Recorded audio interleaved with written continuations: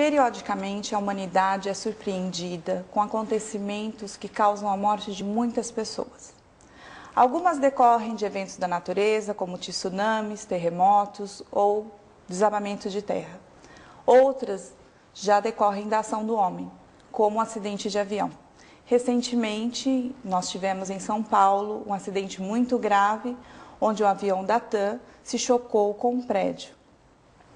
Qual o propósito da divindade nessas mortes coletivas? O egregio codificador da doutrina espírita, Allan Kardec, em O Livro dos Espíritos, na sua terceira parte, A Lei de Destruição, faz uma análise dessas tragédias coletivas e interroga aos benfeitores da humanidade o que pretende a divindade com essas desencarnações coletivas. E para a surpresa de Allan Kardec e de nós outros, os benfeitores disseram que era para fazer a sociedade progredir. O comentário é vasto e nessa mesma questão o codificador pergunta: não teria a divindade outros recursos para promover o progresso dessas pessoas? E os espíritos dizem que sim, e isto acontece através de fenômenos naturais, através de epidemias, através de insucessos de várias ordem. E então Allan Kardec volve à questão, perguntando que se num caso desse, muitos inocentes não são vítimas das circunstâncias. E os benfeitores dizem que não, porque dentro do Código das Soberanas Leis, somente nos acontece aquilo de que temos necessidade para evoluir. A lei de causa e efeito estabelece os parâmetros não somente dos resgates coletivos, como também das técnicas que induzem os indivíduos a esses resgates de natureza coletiva. Observamos, por exemplo, que nos acidentes aéreos, pessoas chegam no momento e resolvem mudar, fazem um esforço tremendo outros para poder ser incluídos naquele voo e, como resultado, padecem dessas consequências que estão dentro da sua programação evolutiva. Daí é sempre providencial quando acontece algo tão lamentável e doloroso.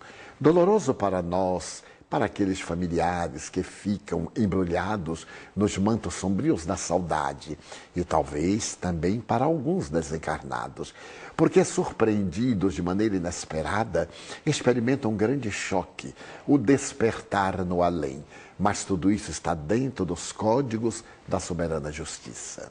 Edivaldo, nós aprendemos que para a espiritualidade superior não existe improviso.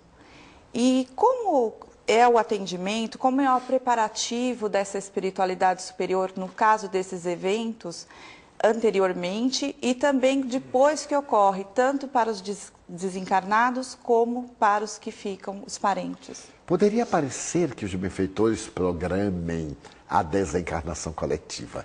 Não é exatamente assim.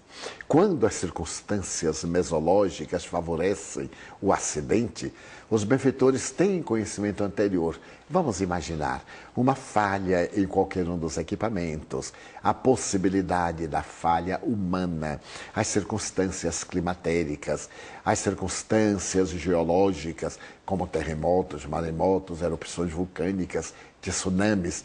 E então uma lei de afinidade atrai os indivíduos àquele encontro que seja o do retorno ao passado para a libertação coletiva. Ficou célebre no Brasil e no mundo o incêndio do circo em Niterói, quando crianças aos milhares perderam a vida biológica e centenas de pais ficaram em grande desespero. Em uma página de incomparável beleza, o espírito Irmão X, pseudônimo de Humberto de Campos, através da mediunidade do venerando apóstolo Francisco Cândido Xavier, narra o que teria sido a causa ancestral no tempo do cristianismo primitivo. Então a lei demorou aproximadamente 19, quase 20 séculos, para reunir os espíritos delituosos e, num acontecimento fortuito, o toldo do circo foi levado às chamas e, com alto poder de combustão, caiu sobre aquela multidão que foi devorada pelas chamas. A divindade, portanto, permite que os fatores mesológicos propiciatórios sejam previstos pelos mentores, que também contribuem para reunir todos esses seres que estão vinculados entre si. Então há uma pré-programação. Certo dia, Joana de Ângeles, espírito, disse-me que o acaso, o improviso nas leis soberanas, seria o resultado de um trabalho muito bem elaborado para dar certo naquele momento que é o objetivo da programação. Mas esses espíritos, por outro lado, os que desencarnam, são recebidos pelos seus familiares, por outras entidades amorosas. Consideremos espetáculos do circo romano, nos períodos do cristianismo primitivo, quando as feras dilaceravam as carnes e o espírito se libertavam, hosanas estavam cantando no ar. Outros mártires recebiam-nos e os levavam a regiões felizes. Na grande dor, na grande tragédia, existe a misericórdia de Deus compensando esses que resgatam e que agora se tornam perfeitamente em sintonia com as leis.